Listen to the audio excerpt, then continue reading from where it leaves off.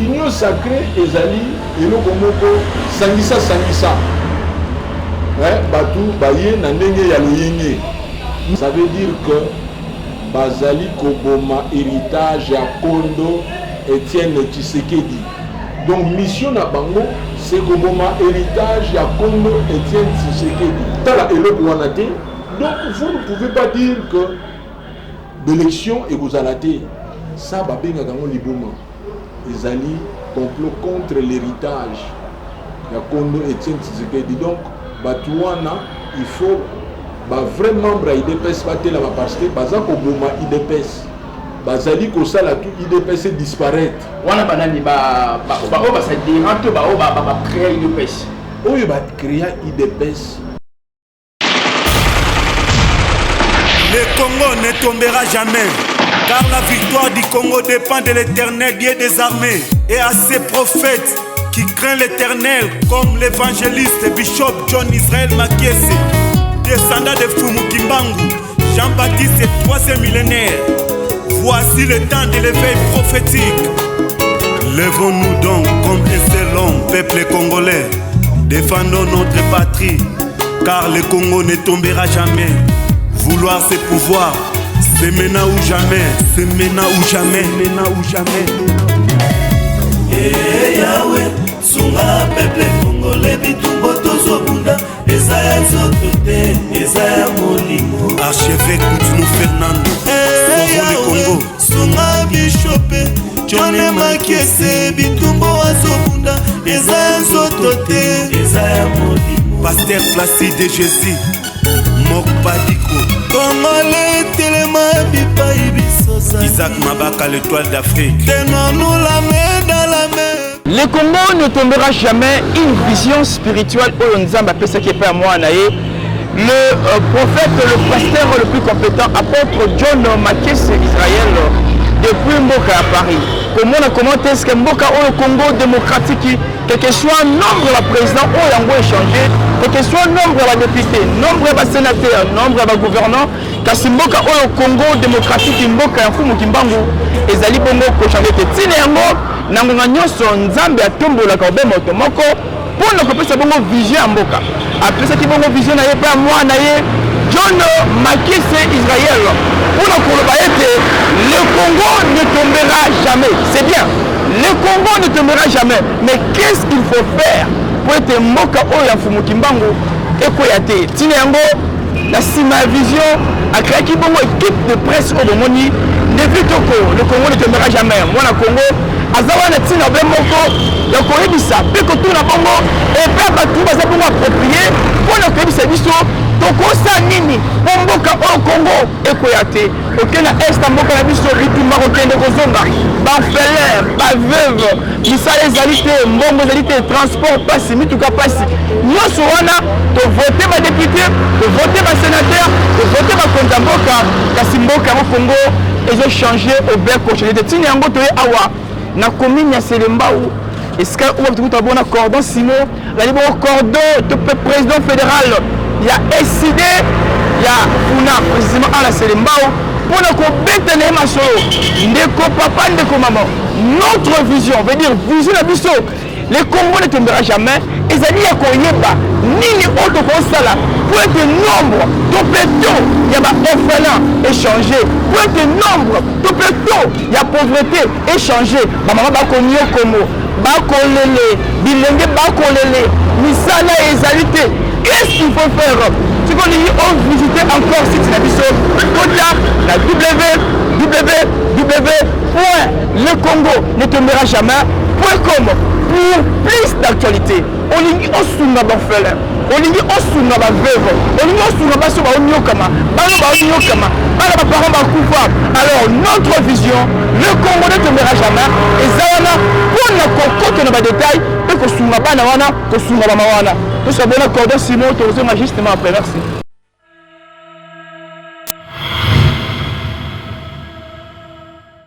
www.lecongo ne tombera jamais.com, votre seule chaîne et votre seule émission Oyo na Barnabi no Komoko oui ça bon ba voisin ba kangaka oyo bango ba chaîne ba fongolaka oyo parce que awo les esika oyo souci to pe poser à construire la population oyo mwana mboka descendant Kimbangu John Makis Israël depuis mboka Paris Nzambe wa mudu parce que bon vision pour la koyeba qu'est-ce qu'il faut faire pour être mboka au Congo et Koyate donc yeba yango olingi osunga ba orphelin olingi osunga ba veuve olingi osunga bana bitike consulter www.lecongo ne tombera jamais.com tini yango pour la kobeta ma solo ya politique ya intérêt ya mboka na biso Congo to consulter ka bongo ba doyer ba paka bon ça la politique pembeni ya mukolo ya politique tini yango moi na Congo na émission le Congo ne tombera jamais aye il faut qu'on coûte na bongo na moko ba président fédéral ya décidé minimi na district pour na commune Selemba cordon simo pour na ko bétenir ma solo ya politique sociale actuelle de notre pays ça pour retarder cordon simo motenayo moté Mikolo oyo na etando ki na biso la qui un peu disparu moi les sociétés ni les créer qui disparition tozali na travail ya terrain par rapport à l'instruction il y a la continue biso na parti nous avons installé la cellule dans chaque quartier parce que statut na biso ya parti le biso que comme membre il faut évoluer na cellule na yo na kati ya quartier on a travail on a tout ça là on a consolider ancrage à parti na kati ya population bien sûr c'est intérêt le intérêt na biso c'est pour confirmer que population oyo ememaki Martin Fayulu na 62% ezali une réalité donc maintenant c'est un travail d'organisation et qu'organiser population wana pour que va prendre destin na bango en main.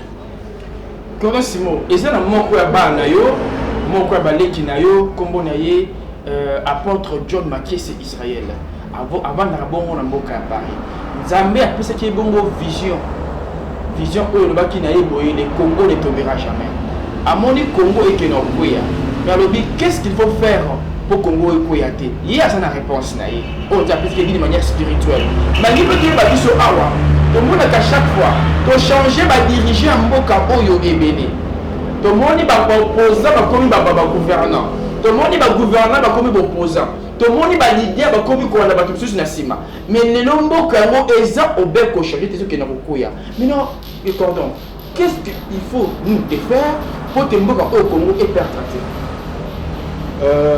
omoni nzete oyo za ko symboliser décidé le palmier ezali na trois parties ba racine ezali population mutu nango ezali ba richesse ya Congo tron nango ezali c'est le Congo la RDC sa fonction ya bisisa wana bana Congo ba simbi yango baza uni et tron quel que soit ba intempérie tempête jamais Nzetambi a été ngamaka.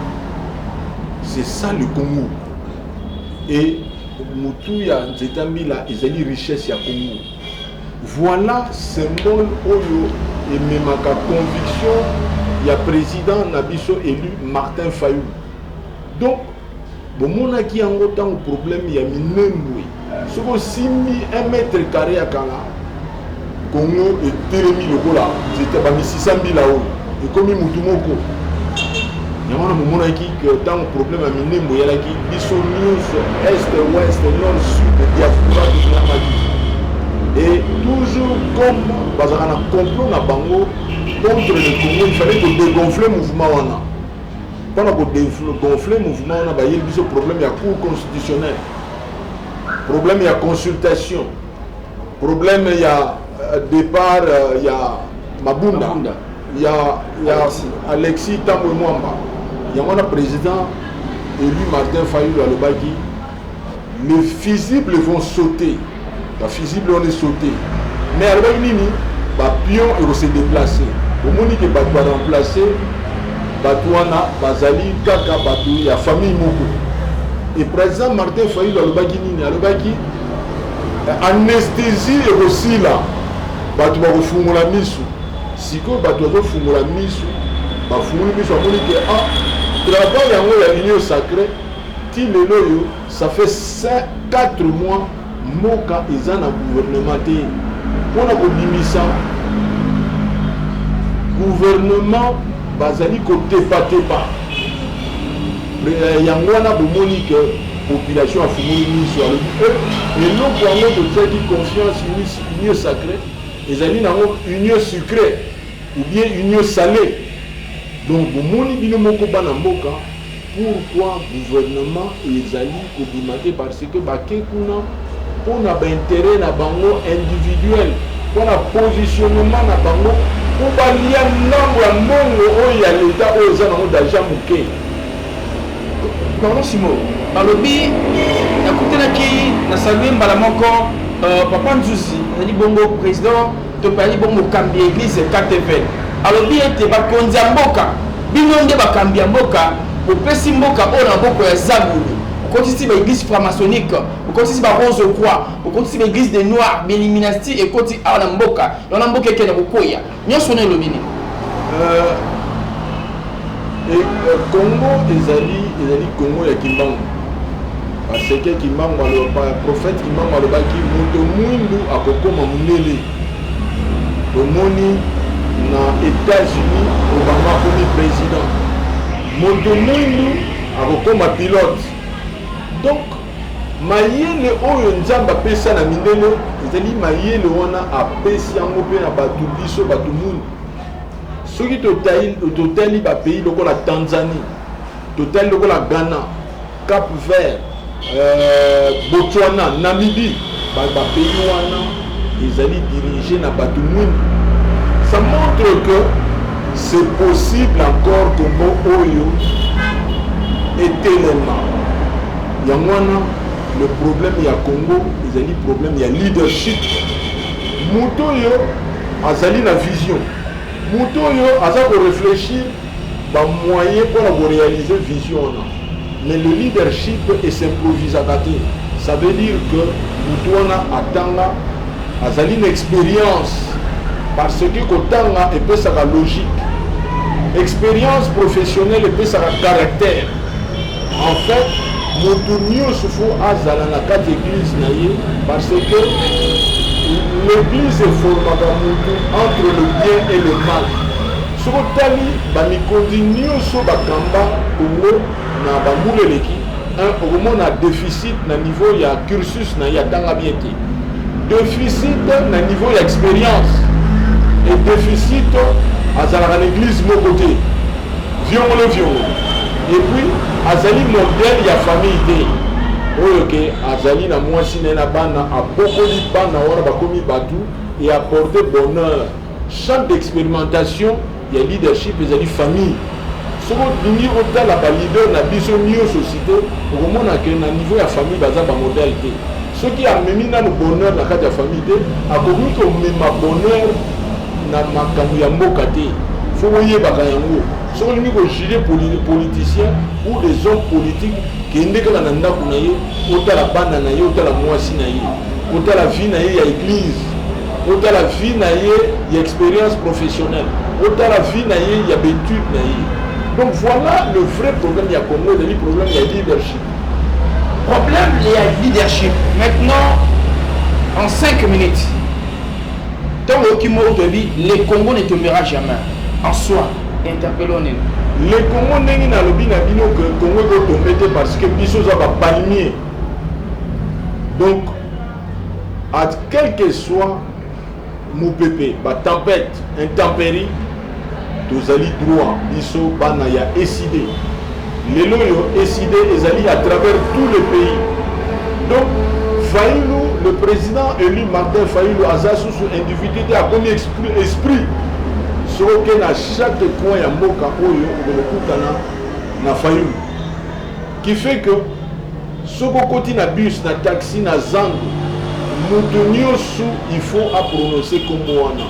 Ça veut dire que akomi esprit ya Kimbangu. Donc voilà Fayulu lelo.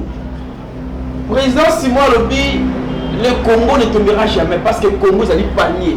après cet exemple vous allez palmier vous allez vision à décider dans vos palmiers comment vous pouvez y alors pour nayo aujourd'hui on a vu surtout on est américain na téléphone nayo na télévision partout aussi bako on a vu pour Congo ekoyate pour nayo qu'est-ce qu'il nous faut de faire alors n'hésitez pas comme la biso de benga biso na www donc www.lecongo ne tombera jamais.cd donc le numéro est affiché wana numéro il y a Europe numéro il y a Afrique benga biso to koyesi ka yosali to pe to sur la na ba téléphone to pe ba moyen manière moko pour qu'est-ce qu'il faut faire pour Congo koyate alors notre vision était pour funga pas on va donner la vision de notre père.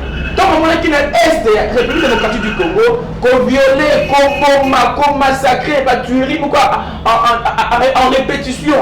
À Bino, cette idée que Dieu m'a donnée, on a mon côté, on a partagé à moi le Longo, on va partager dans la vision le Longo. Alors, n'hésitez pas. Pour la peine, contacter Naï, plus 243 90 75 15 378. Il y a une mois moi na Congo ne veut le toko dimaswangi sikoyo ngongwa information et bandi to babona ni Congo kimaki kaka tanguzi foni midi mi bulidi oyo ba voisin tout ça ba voisin na biso ba kata ba TV na bango ba komona Congo le Congo ne tombera jamais pour le côté Congo vision le cordon simo mbote no lisusu mbote ndeko na mala to mona ki bongo ba taliban oyo ba nanga souvent Bakambia UDPS et le nom na combattant UDPS et bien avoir président rangeur tel mari bonsoir 10 personnes 20 personnes 100 personnes pour le repérer sa bonne information et tout le monde y a encore Bakambia Union pour la démocratie et les progrès sociaux UDPS en sigle par le mandat la président Félix Antoine Tshisekedi Tshilombo mais bana mukolo oyo gouvernement sama lukonde ekobima ndenge bango balobi. Mais l'élection depuis 2018, c'est Salamaki. Mais par rapport aux Bongo, qui dirige qui pour ça qu'on le banne? Le problème est réel. Na Kawana parce que tu as dit la constitution. La constitution est le peuple. Le peuple a dit représenté quand on a parti politique Mobuté. Si vous constatez que réellement, il y a des raisons valables que pour l'unité d'élection à la tête, il faut aller vers le peuple ou interroger le peuple. Beaucoup qui peut que le bakeno, pour qu'il y ait un dialogue, il y ait un syndicat, la force politique news, parce qu'il y a un problème sérieux dans le Congo. Et vous avez l'initiative, il y a quoi appeler concertation Moko, le Neko, Martin Fayulu a bien dit concertation sur la réforme institutionnelle. Pour examiner la situation, il y a crise. Si réellement il y a crise, quand le président Martin Fayulu a le problème de crise, on dit qu'il y a crise. Mais c'est une raison de plus où les forces politiques na bafanda na modèle ya Senko to examiner le modèle ya Union Sacrée mais le modèle ya Senko ya Senko et c'est Union Sacrée na encore ba Union Sacrée ezali eloko moko sangisa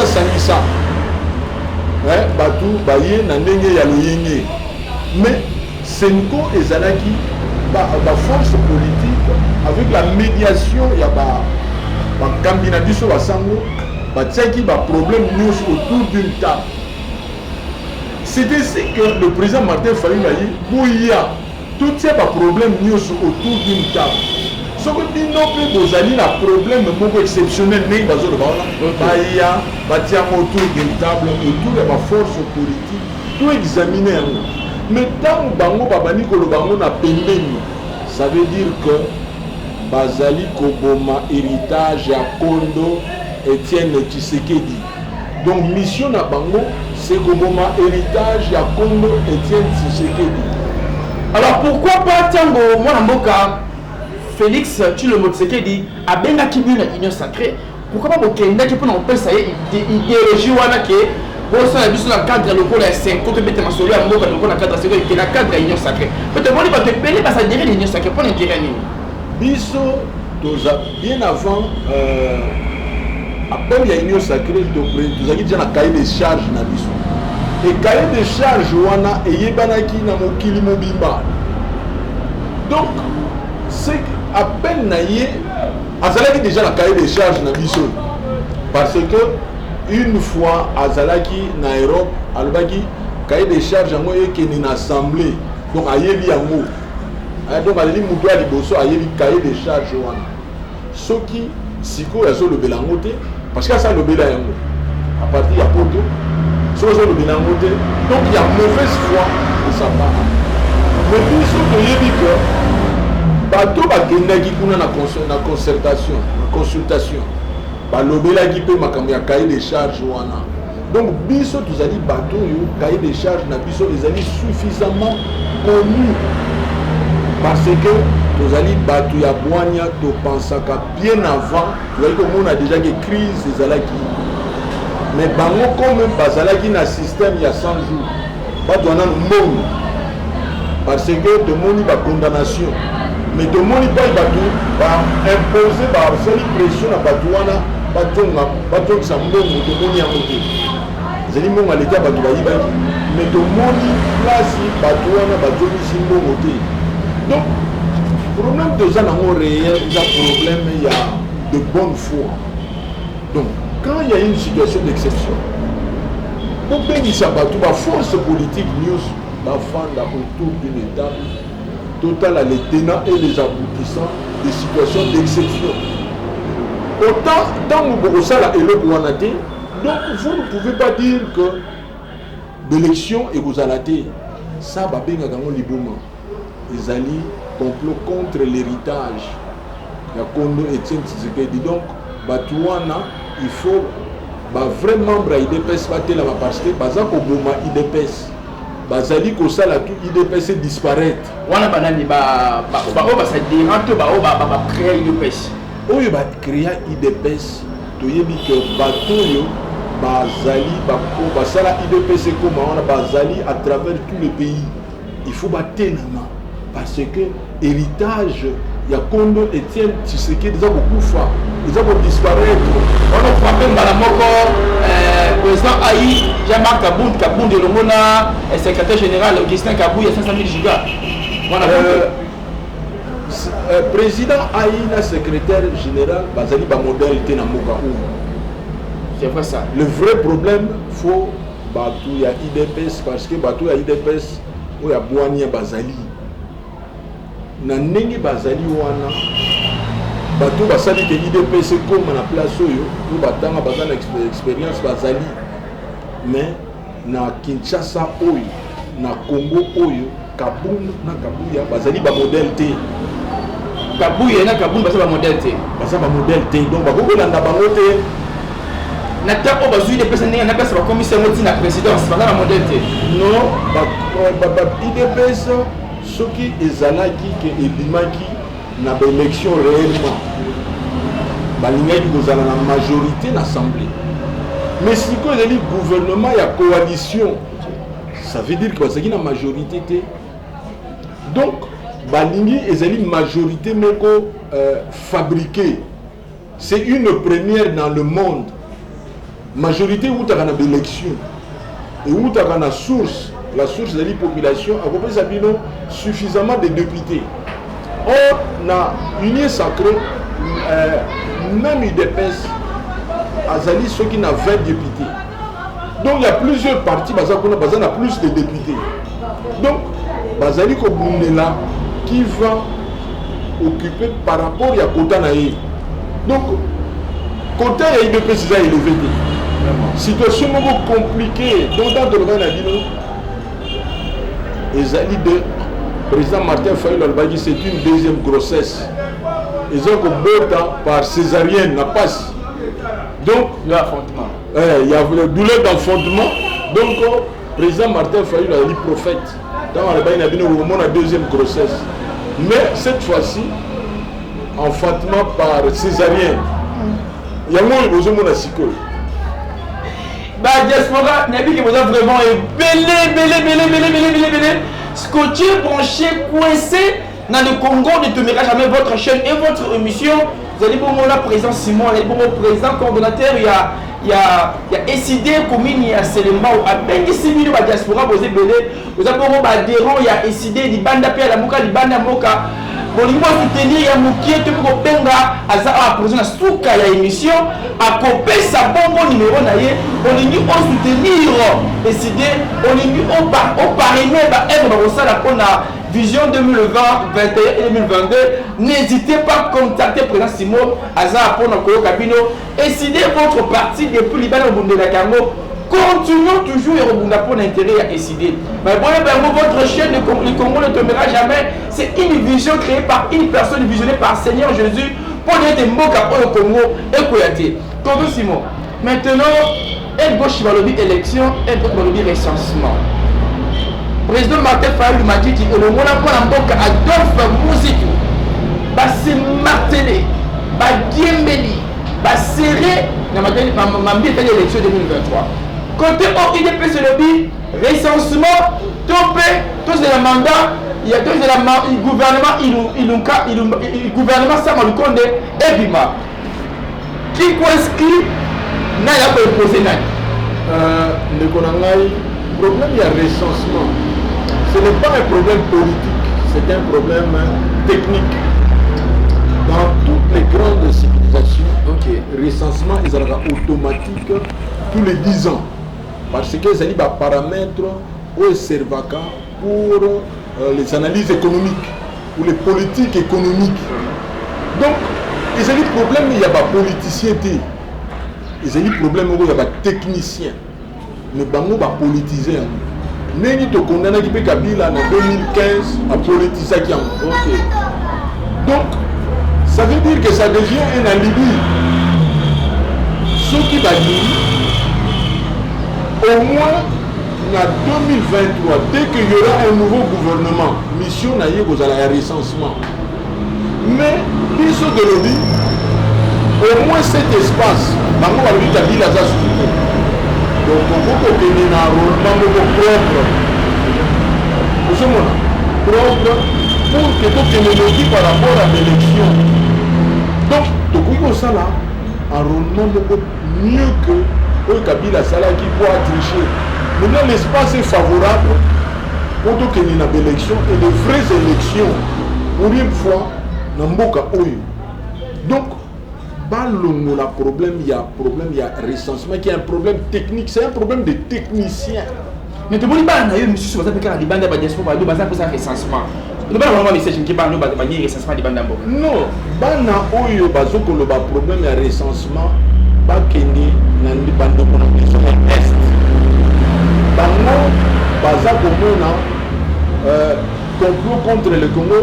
Bazali ko violer bande ko na biso azo ko boma bango pona bande ko na biso azo kima ba espace wana et puis ba espace wana za remplacer na ba population ezokuta na Rwanda na Uganda na Burundi. Alors bino bolingi recensement siko pona batu wana ba koma automatiquement des Congolais. Nous devons régler d'abord le problème ya est. Donc bande ko na biso ou la diaspora bazali pour le réenregistrement pour ignorer la réalité des gens à l'Est. Maintenant, on va éviter à l'Est, on éviter ce qui est congolais, parce que tout ce qui se passe dans l'Est, il y a la population autochtone, il y a remplacer la population rwandaise, ougandaise, burundaise. Nous devons régler d'abord le problème à l'Est.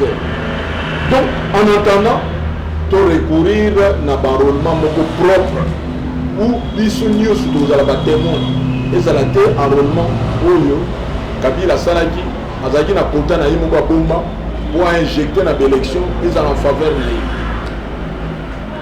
Donc s'attendre l'année par exemple que 2023 élection ezate nous on a décidé biso de lobby les élections se préparent maintenant. Nous avons besoin de responsables dans ce pays. L'élection, il faut bandasiko yangona omoni ba kambina biso ba catholique ba église en général la société civile est télémi pour balobi 23 c'est la constitution izali eloko ya mutute donc to telama pour que to telamela ki Kabila na 2015 pour que na élection et puis de toi qui bango soki balingi te bakomona mbonge ndenge etelemaka nana matelemisa mbonge wana mbonge estce bandimaka ntango bakambi na biso basalaki bamarche. Qui a payé le prix? Ce n'est pas l'église catholique. Rossi, hein? Jeannette Kapangala. Jeannette Kapangala. C'est au prix du sang qu'on a obtenu le départ de Kabila. Bango ceux qui basent sur l'erreur, ce n'est pas l'IDPS population. Donc cette population existe et nous préparons, hein, pour l'assaut pour que l'élection soit en 2023. Les élections se préparent. Il y a un télémite, élection. Bango bazali na complot na bango va faire disparaître héritage à Kondo Etienne Tshisekedi. Tout le monde a une décision tout oyutaka na UDPS. Donc la décision tout va cambier UDPS la soka. Parce que na bongo base. Et puis la question est-ce que après a décidé décision où dans la base tout va continuer à décider pour tout le monde qui me contrôle les cas Augustin Kabouya mon abouté on est bon secrétaire général à UDPS à ça qui bon matinée politique et ce qu'a oapi va négocier va convoyer ba ministre na bango on va kozonga na ba kozonga te j'espère que échappe qui yote nyonso wana lutoloba ko la mo kondi ko kamba bongo parti muné loko la UDPS pour la décision pareil négocier à base ils a bientôt paix ezali mabe oyo toza kovivre na IDPS par rapport ya gestion ya mission nga nabengaka yango le Congo en danger. Le Congo en danger. Pourquoi? La gestion des ambitions, ça fait partie de la discrétion. Il y a responsable, il y a parti où il y a organisation. Alors, ce que bino vous allez na inexpérience, incapacité, il y a gestion, il y a mission de Dieu, si on a base, ça veut dire qu'il y a un déficit total. Il y a même la décision, il y a un dako, on a banati. C'est ça. Les parents doivent dire que tous les directions presque imposer ban parce que la gestion des ambitions, c'est une affaire. Il y a un petit groupe. Mais ça veut dire que Binomoko, vous allez leader à IDPS, vous allez ignorer Batunabi. Il y a une base, c'est la RDC en danger. Donc Batou Babani comme on a un président Fayulu Alobaki anesthésie et Zali aussi là. Vous avez la vérité en face, il y a pouvoir tout ça en haut. Tant le président Martin Fayulu Alobi anesthésie aussi là, il y a Mouana. Là en face, pouvoir mini haut tout ça en haut. Entre les deux pouvoirs, le pouvoir passé et le pouvoir actuel, est-ce qu'il y a une différence entre les deux pouvoirs? Mais président Fayulu Alobaki ezali mutuka yango moko kaka chauffeur kaka mta changé wana ezali héritage ya kiuta donc eza chauffeur kaka donc mutuka yango wana kaka donc voilà réponse na kopesa. Restez scotchés, restez branchés sur votre chaîne et votre mission.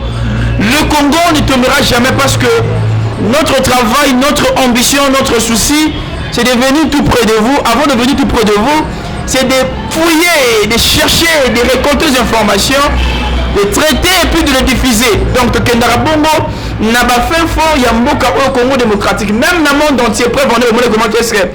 Mais comme tu connais, moi, on a vu notre Dorcas Songoma, à Keneki, bon, la province de Congo central, na secteur, il y a Kassangourou pour le contrôle d'informations et de population.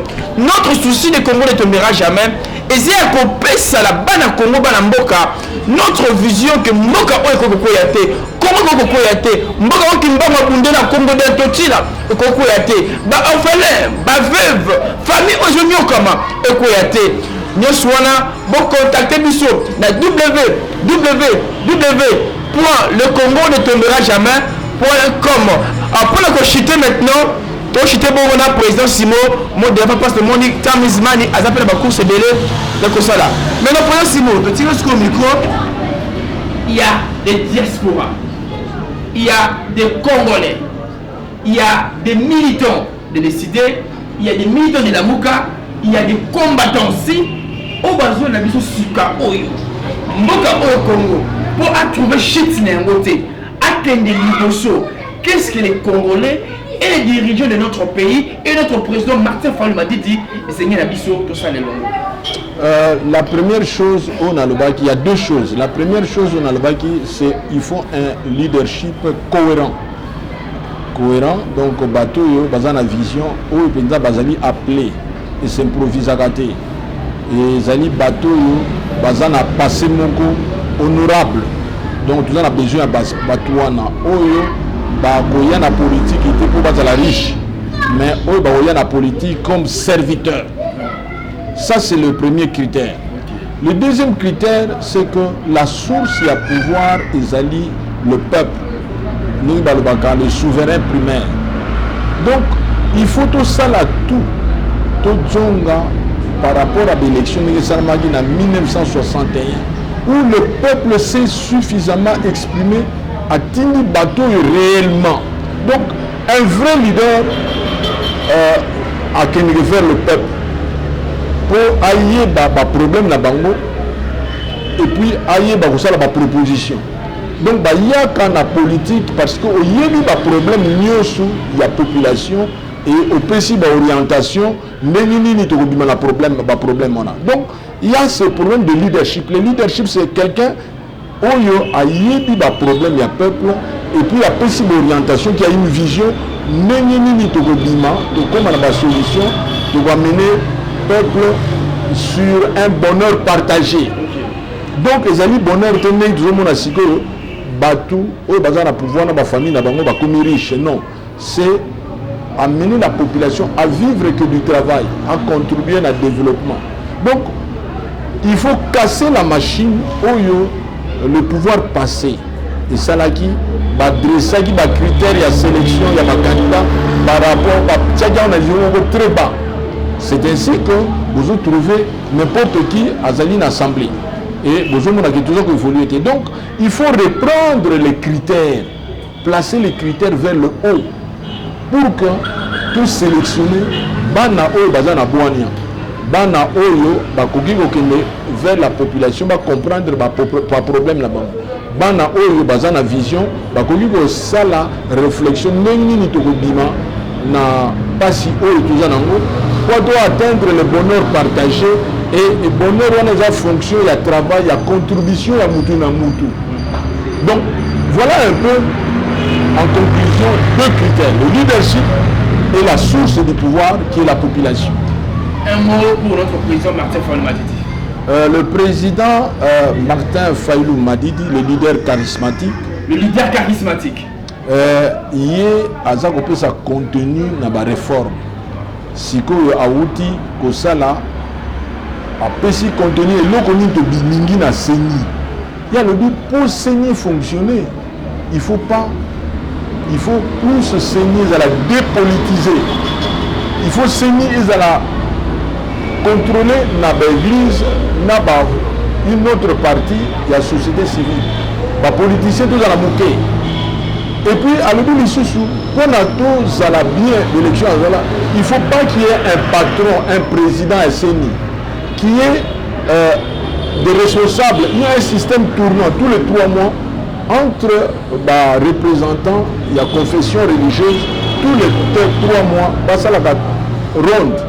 Mais vous avez déjà pour participer à une expérience où il y a un moto à l'Ibosso. Donc, vous avez dit après, nous sommes pour éviter que c'est mis à la politiser. Donc, voilà, il a proposé qui est plus l'affaire de la société civile et puis pour éviter à la politiser, donc dépolitiser en gros, et puis nous devons diriger Seni aïe, fois à la gare à côté à Nganganzambe. Mais à ça, là, 3 mois. Après 3 mois, tu dis que nous sommes.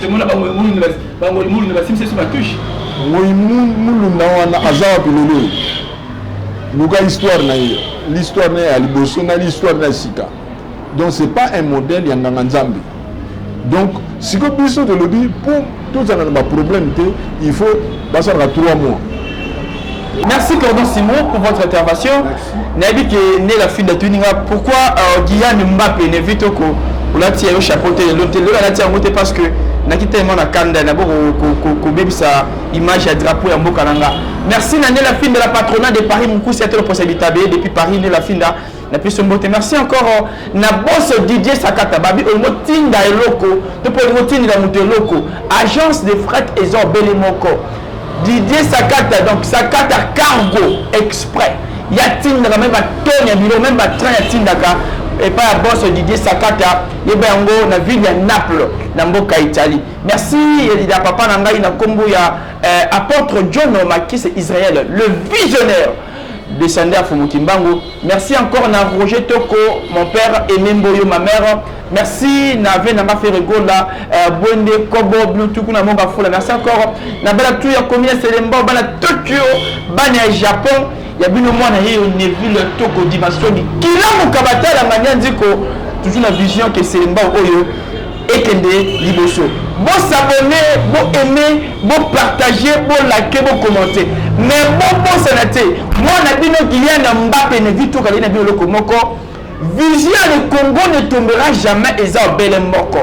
Koko de la fin fond ya Congo démocratique oyeba nani oyo aonyo komo pe nani oyo akosungaye. Oningi osunga ba fala ba veuve ba na mitike ba maman oyo basundola bango ba fille mère oyo ba bota moko le sabane ezalité côté na 3W donc www.lecongo ne tombera jamais.com. Topé au bengi na ba numéro oyo nzambe wa Mpumutulendo wa Mululesa Jehova wani akopambola yo nkoni bongo Nicolo Zelikoya Bayo et à la prochaine. Le Congo ne tombera jamais car la victoire du Congo dépend de l'Éternel Dieu des armées et à ses prophètes qui craignent l'Éternel comme l'évangéliste Bishop John Israël Makiese, descendant de Fumukimbangu, Jean-Baptiste est 3e millénaire. Voici le temps de l'éveil prophétique. Lèvons-nous donc comme un seul homme, peuple congolais. Défendons notre patrie, car le Congo ne tombera jamais. Vouloir c'est pouvoir, c'est maintenant ou jamais, c'est maintenant ou jamais, maintenant ou jamais. Yahweh, sunga peuple congolais, bitumbo tozobunda.